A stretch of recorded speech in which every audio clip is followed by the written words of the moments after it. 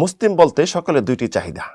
একটি হলো আল্লাহ রাব্বুল আলামিন যেন তার টেনশন দূর করে দেন এবং বিপদ আপদ থেকে নিরাপদে রাখুন, এটি হলো দুনিয়াবী চাহিদা। আর আরেকটি হলো আখেরাতের চাহিদা, এটি হলো আল্লাহ যেন তার গুনাহসমূহ মাফ করে দেন।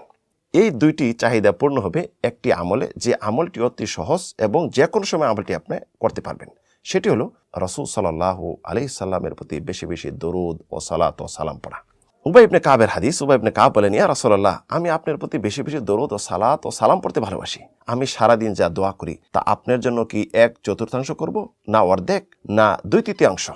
রাসূলুল্লাহ বললেন, তুমি যা করো এটি ভালো, তবে আরো যদি বেশি করে করো তাহলে আরো বেশি ভালো হবে। তখন উবাই ইবনে কাব বলেন, আজআল সালাত কুল্লাহা লাকা ইয়া রাসূলুল্লাহ, আমি সারাদিন যা দরুদ দোয়া পড়ি তা আপনার জন্য সব করব।